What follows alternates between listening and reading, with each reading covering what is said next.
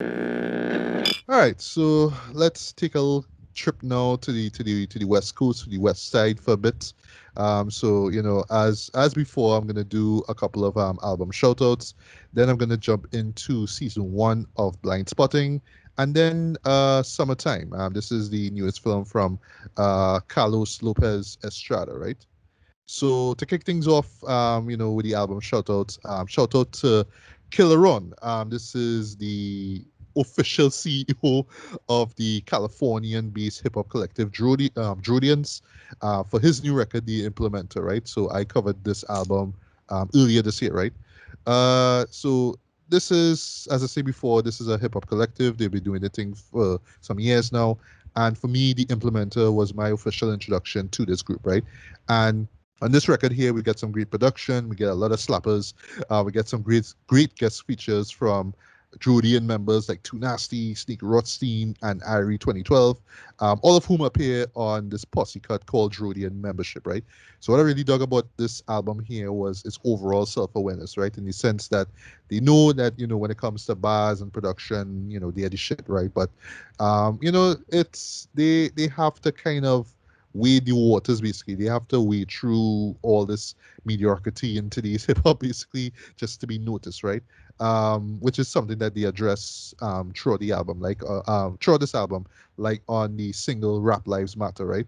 And there's a lot of setbacks and obstacles in the music biz as well, especially for underground artists that they have to deal with as well, right? But I also really dug the fact that they stay true to the art form of hip hop, right? So as well as the artists that help pave the way for them and for other MCs as well, right? So some of whom Killer Ron plays tribute to, sorry, on the track Guns and Butter, right? Right. So keeping with Drudians for a bit now. Also want to make mention of the new collaborative album from Killer Ron and Irie 2012 called 2020 Hindsight, right? I actually covered this a few months after the implementer. And as the title implies, just like us, I mean, we've all learned a lot from 2020. It really shaped us, for better or for worse now. And, in their case, instead of like throwing in the towel and giving up, I mean, they're just pretty much going harder than ever on their writing and their rapping, right? The chemistry between the two is magnetic. We get some great tracks from them, like Perfect, Panic Buttons, and Life as We Know It, right? And I really dug the optimistic vibe that you get from the album too. I mean, it's not as dour as the 2020 might allude. I mean, it's just like, all right, I mean, we've been through it, but now let's just stay focused. Let's just do our thing, man. And then we just rap Julian to the fullest. So yeah, those are two solid albums from the Drodian camp. Definitely check those out, and also check out the official website everythingdrodian.com. They have for new music, merch, music videos, podcasts, and so on. So keeping with the West Coast again, well even further, I should say. Let's finally talk about Blind Spotting season one. Ricardo, I Sure. take it you didn't see this show. No, I didn't watch it. Okay, shame on you. But understand, time and all that kind of stuff, right? And for me, this was something that I, put off for the past couple episodes because of, just things got in the way, right? But I finally took the time a few days ago to watch this, right? And just for those who don't know, it is based off of the excellent movie, Blind Spotting, which is a show that both of us praised. Yeah. We absolutely loved. We ranked it as much as amongst the best films of the decade, and it's just a show that I really, really, really love, right? So yeah, this is basically a spin-off of that, or I should say a continuation of it, right? It is created and produced by, the two leads from the film. That would be Raphael Cazal, who plays Miles, You're right. and my boy David Diggs, who plays Colin, right?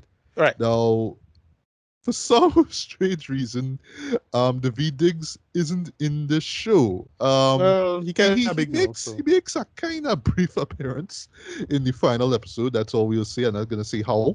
But I just assume it's because he has other priorities. I guess yeah, with he's kind of a big with star now. yeah. I mean he in Snowpiercer now, right? So Exactly. it's like Yeah. yeah, you gotta focus on that, right? Yeah, he So blew up. what's He blew up. Raphael left to do? Yeah, he blew up. of course. I mean, yeah, and yeah, I mean, ever since I saw him in in the film in Blindspotting the movie, and also Hamilton a year Right. afterwards, I was just like, sorry, not a year after, last year I should say. Yeah, I was like, dude, like this guy is the shit, though. You know what I mean? Yeah. And I've been a huge fan of his group clipping for years now, and I like I've him. been I like loving him in his. Central Park. Oh yes, Yeah. Central Park. I still have to see that show. Wow, right? But yeah, moving on, right?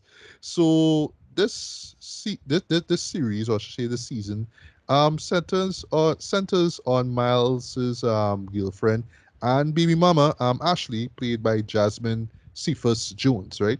Yeah. Um, if you remember from the film, they actually have a son named Sean, and this takes place roughly a few months after the events of the first film, right? So what happens is that Miles gets arrested for trying to sell some MDMA type drugs, basically, just to get by, basically. So he gets arrested, and it's just mainly about Ashley just trying to deal with the fact that Miles isn't there in her life anymore, but not so much in her life, but also in her son's life, right? So there's like a huge amount of time where she doesn't even know how to tell Sean that that his father is in prison, right? Also, we're introduced to a few other characters as well. We actually see Colin's sister, who plays sorry, her name is Janelle.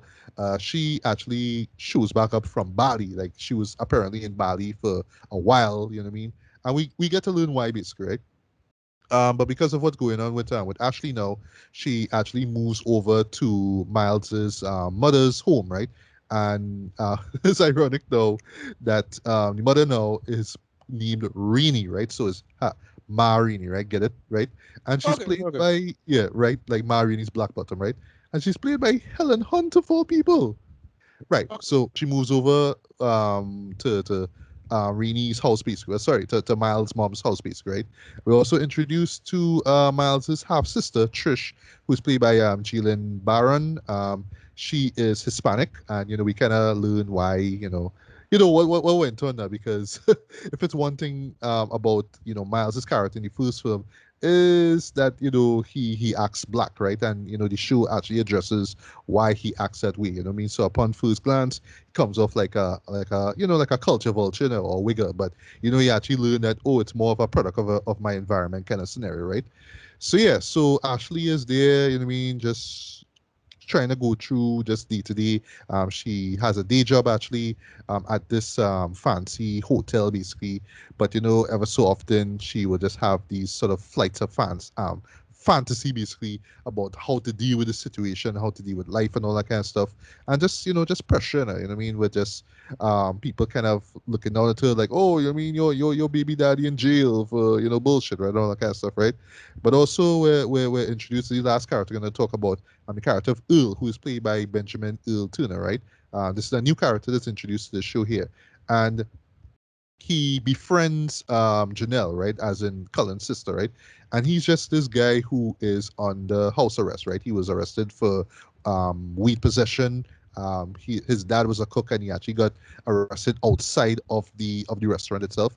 So yeah, so he has this ankle monitor and stuff like that, and there's like this running gag involving him having to walk around with this long like extension cord now, which is attached to the ankle monitor, right? But you kind of learn stuff about him as well too, and like early on, kind of comes off like a goof, like, oh, he just looks kind of silly with this thing on, but he's going through a lot of trouble and hurt as well, right? Because for one thing, he's trying to get a job, right? He's trying to like kind of earn his way back into society, right? He has a parole officer who I swear was in the first film. Like, I swear it was the same guy who Right. was with Cullen, but I could be wrong. But it looked eerily like him. But it's just like, I just trying to be a better person, but just circumstances just get in the way of that, and you see how it just fills him with dread, especially with having to be at his home, at his premises at a certain time. You know what I mean? Or else that light on the ankle monitor goes red, right? So just drama involving with that. And ever so often you will see Miles himself, being in prison. Actually, they use him as a great plot device because he actually does the previously on blind spotting segments at the beginning of the episodes, right? I love how it's set up to where it's more like I just kind of found out these things because I made a call and people told me this, or Ashley visited me and told me what's going on, right? And there's this subplot involving, well, him wanting to meet his son, right? But Right. again, it's just like Ashley just doesn't want the son to know that his dad is in prison, and for good reason as well, right? And I'll stop there, right? So I will just say this right off the bat as a fan of as a fan of the original movie. I imagine if you are a fan of of the movie itself, yeah, you will absolutely love this show. And for me, yeah, I absolutely love this. I have little to no issues, like serious issues with it though, but for me, it just felt like just a perfect extension of what we got with the film itself, right? Um, I love how it just kind of takes us back into Oakland. It feels like we haven't left. We exploring more of the world of this place basically, and the characters themselves. I love that we see more of Jasmine's character in this as well, because she was there but not as much. She was just there basically to look after Sean, right? And just her being the centerpiece of the show worked for me. Although I kind of miss, David Diggs' character. I kind of miss seeing him. I kind of miss the rapport that he had with Yeah, Raphael's character as well. I Because was to wondering me how they. that really to me that's what That's the made core. Blind Yeah, Spotting work for me. Just seeing yeah, the that's two the of them core of together. it. Yeah, Yeah, yeah, that's kind of the core of it. I find it. So it's kind of weird to hear you not in it now. yeah, Um, yeah. yeah, But what I love this season here though is that even though he's not here, okay, so to see it just right off the bat, I love that the show does not really rely on Colin and Miles to sell the show. Like it would yeah, have been easy to just do that and just be like, oh, the further adventures of Colin and Miles. But no, you want to explore more of this world. So let's touch on a character who we saw a few times in the movie, and let's see her journey. Let's see how she deals with life, right? So you see things from a similar but yet different perspective, right? So I love that. Um, of course, didn't expect to see Helen Hunt in this, but I thought that because not the biggest fan of Helen Hunt, but I felt that like her character was just so distinct from what we've seen before, especially like how you associate her with these '90s rom-coms and all that kind of stuff. yeah, So right. basically, she's kind of like a elderly hipster kind of character. I mean, she has no problem smoking weed, or she has no problem, taking weed from people or whatnot. I mean, she has a kind of free spirit vibe about her, but there's these moments where she's talking to her, to her daughter, basically. What I mean? Because I forgot to mention what Trish is trying to do, basically, is that well, she works at a strip club, and she and her friends basically they hang out there. But they using like Instagram and stuff like that, and Right. other social platforms to promote themselves before they even hit the club, right? So in the opening episode, you literally see them like dressed skimpily and all that kind of stuff, and they're just doing little social media shit there. So there's a subplot involving her because yeah, she kind of wants to be independent as well, right? She's fed up of working for someone else, so she wants to start her own business, but she kind of wants to do the same thing, where it's like I want to sell skin basically, right? That's what it is, right? But I love how like the show builds her up as this three-dimensional character. So no, she's just not. She's more than just a pretty face, right? There's layers to her character, all that kind of stuff. She does fall into the ratchet, formula, but how Jalen plays the character though is quite hilarious as well, right? So you laugh, but at the same time, she feels relatable. Sorry, not relatable. She feels real. You know what I mean? And that's another thing I love about the show, how real these characters feel, like similar to the film itself, right? Um, Once again, it's very, very, very well shot, though. Exquisite cinematography. You could tell that similar to the first film, it's a love letter to Oakland, right? The Yeah, culture, the music in particular, the lifestyles, all those things though are just on full display here. But it's not too much in your face. It's not too much a love letter, but it's just at the same time, yeah, you know what I mean? It's Oakland, you know what I mean? Showing Oakland love, right? Also similar to the first film, they do touch on a serious issue. In this case, it's, the prison system, the American prison system, right? And how it seems that, oh, well, you do the crime, you do the time, right? But at the same time, it's how yeah, how admittedly unfair it is, right? Especially to minorities, right? It's kind of ironic now that Miles being a white character has to go through this, right? But you see it now in relation to his son, right, who is just 6 years old and he doesn't even know what's going on, right? So you kind of understand how, how much of a challenge it would have to be for someone like Ashley to tell her son this, right? And it works, so you really get some great emotional moments out of it. But I love that they didn't just stick with just him with his issue. You also have Earl's situation as well, right? Him just trying to be this upstanding citizen, but at the same time he just kind of feels like he just has to push himself even further just so he would avoid being arrested again, right? And you do see the fear, you know what I mean, especially with him. There's like a few moments of him literally trying to run home, you know what I mean, before that ankle monitor goes off, you know what I mean? And at times you kind of play it off for laughs, but no, you really do get the seriousness of it all. And where it ends for this character though, is yeah, without spoiling anything, is admittedly one of the show's biggest gut punches, I would say. Because I mean, yes, the show itself, just like the film, has a somewhat light-hearted approach to things though. Like, it's a slice of life kind of thing, but at the same time, ever so often they will hit your doses of reality. Like, no, like shit could get real here, you know what I mean? Like, not everything is gonna be all smiles and whatnot, right? Right. Things Bad things could happen, right? And you do see that, right?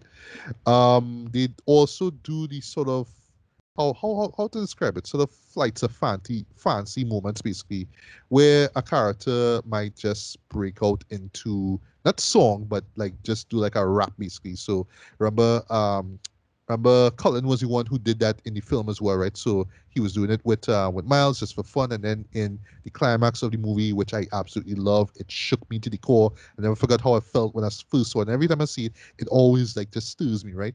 You know what I mean? Him rapping in front of the cop, right? Of the Yeah. policeman, right? So they do that, but it's more of just in my thoughts.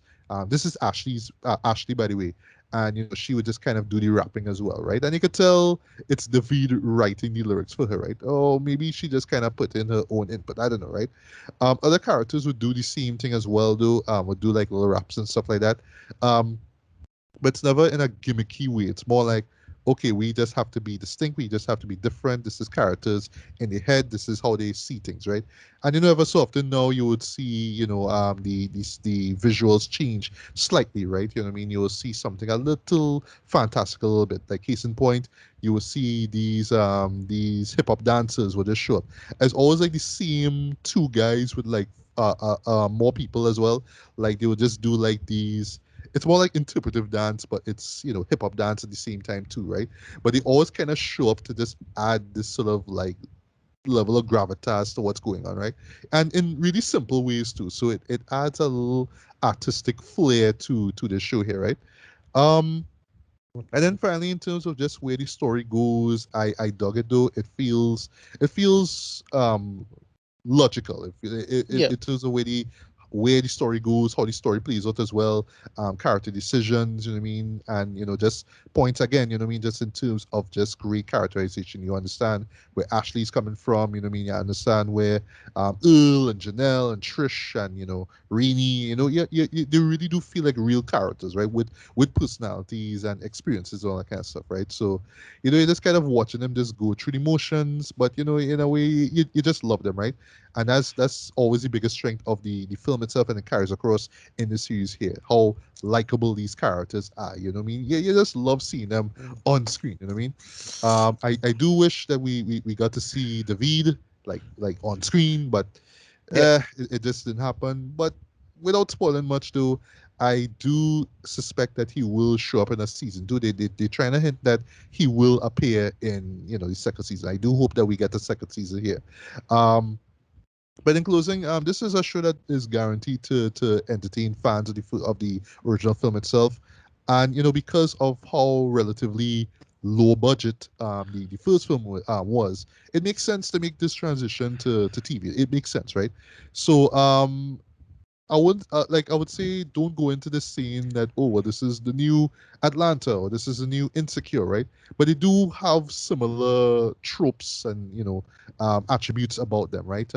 Especially like Atlanta's weirdness, basically kind of Twin Peak esque kind of vibe to it, Right. and Insecure's hey, it's millennials, right? And we trying to get by, even though we have money, we still going through shit. You know what I mean? That's how Right. it is, right? So it's kind of a mixture of the two, but still with blind spottings, social commentary, likable characters, and just that Oakland love and all that good stuff, right?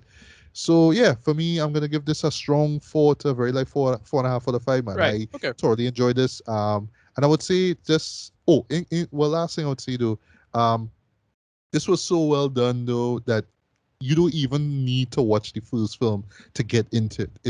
Right. It's that good. It's It that kind of, it well kind of written. sounded like when God, she gotta have it. Oh yeah, yeah, Yeah. yeah. Like you don't need to see the original film, even though it's Yeah. technically a remake of that film, right? So in Right. a sense, right? But you don't need to see the whole film. But yeah, so while I do recommend watching the movie, because the movie is excellent, again, one of the best movies of the decade.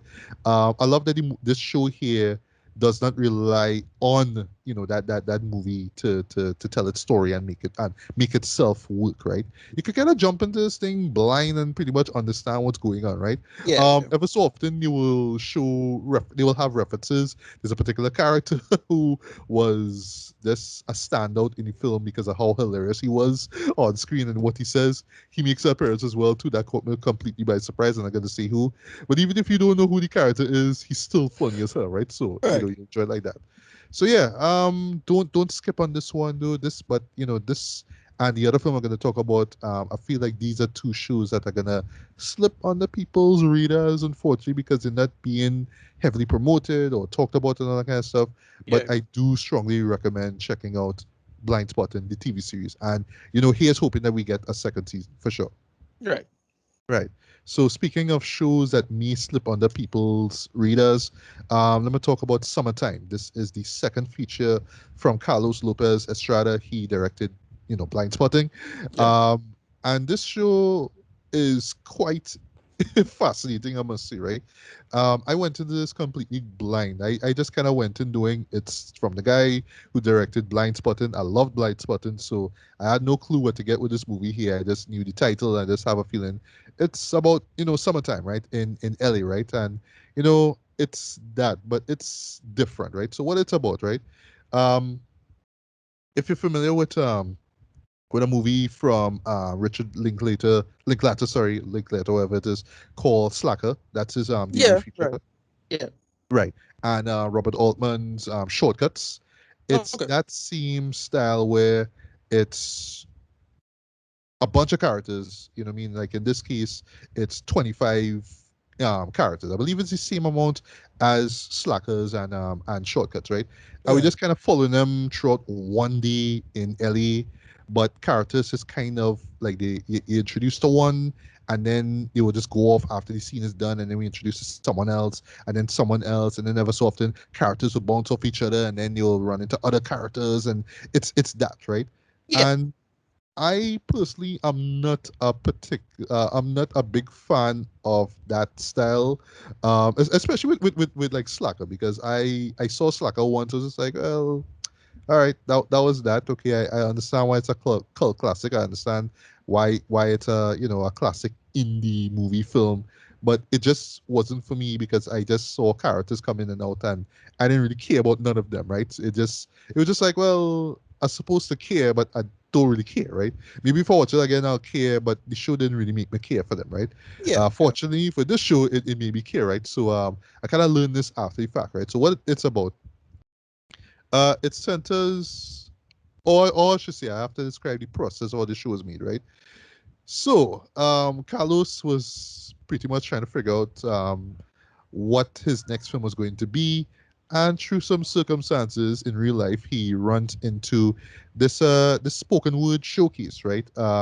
This showcase called Get Lit, right? Which is in LA as well, right? And he was just so amazed by these young poets, right? And he was like, you know what? How about I just make a film, a slackers like film, about you guys? But the catch is that you're going to put input into what this show is going to be about. So in a way, it's going to be about your experiences, the stuff that you draw your creative material from. You know what I mean? What you draw your inspiration from. But we're just going to capture all that into one film, and that in a way is what it is, right? It's these 25 individuals, and we just kind of just seeing their lives as they just kind of intersect with each other throughout this day in LA, right? It is summertime day, right? And that in a sense is what the show is about. It's exactly that, right? So jumping into the review itself, right? So again, so for me, I'm not the biggest fan of that sort of intersectional character piece kind of show, right? Right. Unless you just give me characters that I care about, or situations that like, oh, you know, what I mean, that's kind of interesting. Okay, okay, I would care. But with stuff like Slacker, for example, I still haven't seen Shortcuts. Yeah, yeah, I just wouldn't care, right? Maybe if I watch Shortcuts, I'll probably get it even more and enjoy it even more, right? But I never saw that show, right? But here, again, mean similar to Blind Spotting, it's a love letter to Ellie, right? So it's all these great um external shots, you know what I mean, of buildings, of murals, of the people themselves, right? And it's just a celebration of that of Los Angeles itself, right? Right. But it goes even deeper now because you're seeing these characters and they're very, very, very relatable.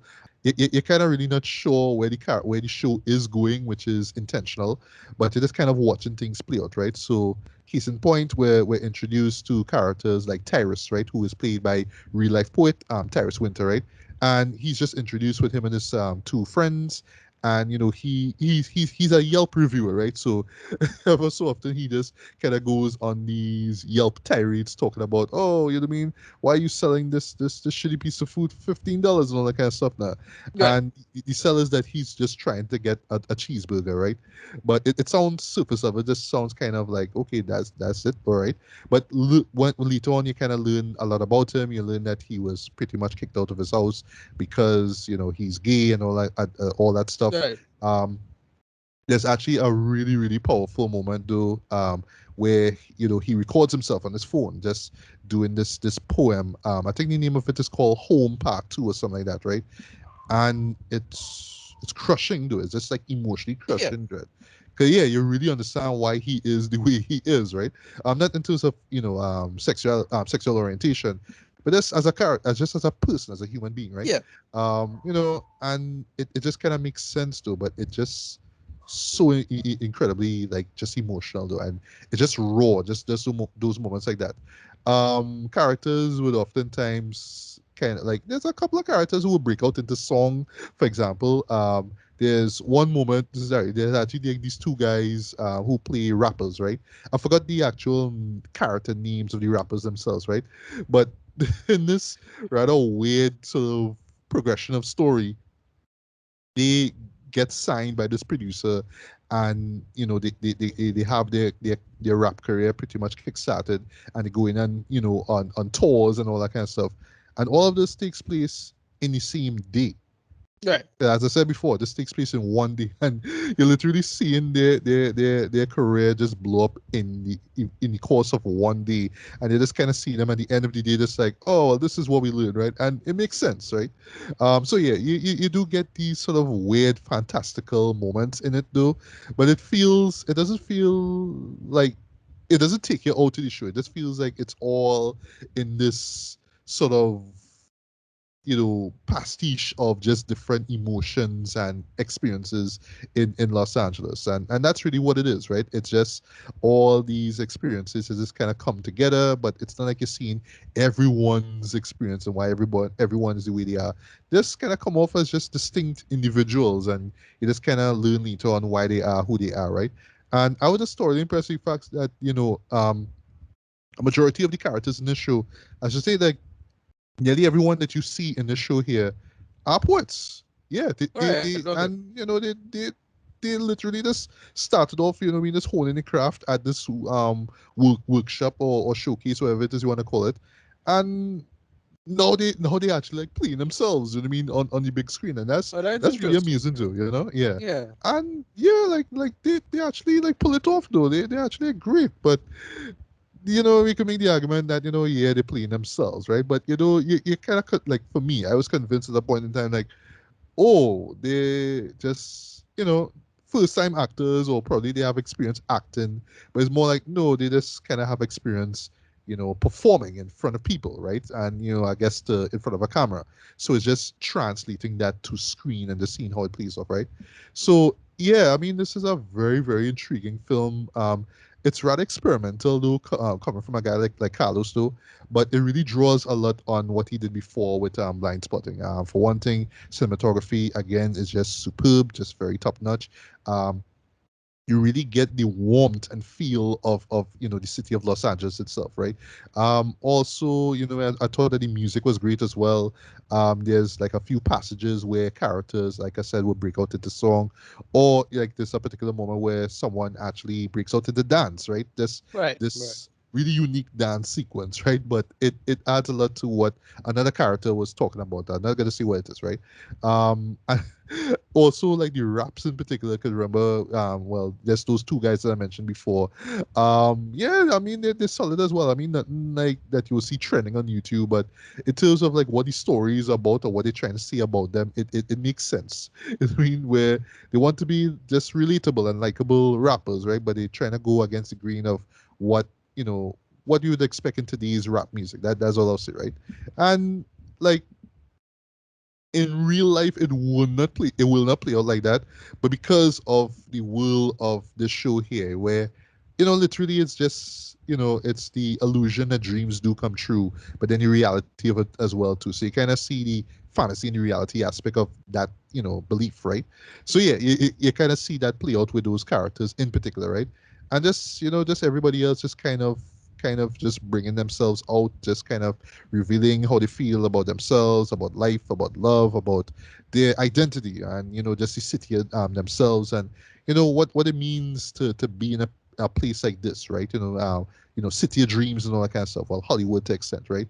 And how it works or doesn't work for them. So that, in a sense, is what this movie is about, right? So in closing, this show is not going to be for everyone. Some people might find it a little too on the, I don't want to say pretentious, but more on the too heavily on the experimental side of things. Like, all Okay. right, like No. we just really watching characters just kind of just talk and just do Right. Right. poetry and stuff.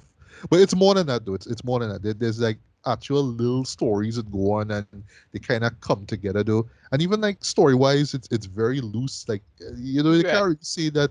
Like, even like intentionally, I say this intentionally. Like, story is not the biggest strength of the show, right? It's just, again, it's just these experiences kind of come together in this kind of unique way, right? Also, like I said before, not the biggest fan of that style of screenwriting. You know what I mean? The characters bouncing into each other and meeting each other later on, and there's not really much Right. going on. It's just, it's the day and the vibe and all that kind of stuff. But because it's these real characters, these real people with real experiences, right?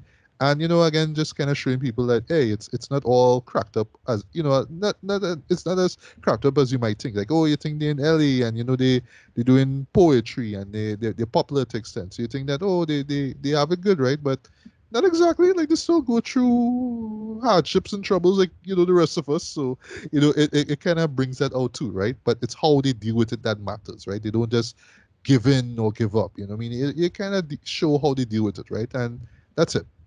Okay. So, rating wise, I'm gonna give this a strong 4 to 5, man. Just want to say last thing.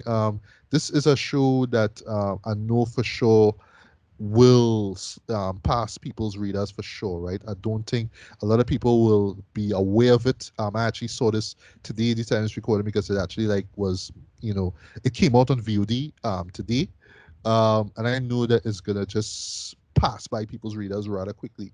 But I do hope that people do see it, because this is one that I really recommend that you do check out. It might be for you, but I do recommend it to check it out though. This was something special, man, and more people need to be aware of this. So, Carlos, did it again with this one. I like that it's really different, but still similar to what he did with Blind Spotting. And Right. I don't know what other love letters to Ellie in California we're gonna get in the future, or if he's gonna go on an even more experimental road. But this was something special, man. I think more people should at least be aware of it and show it some love, man. So yeah, highly recommend. Sorry, checking out Summertime.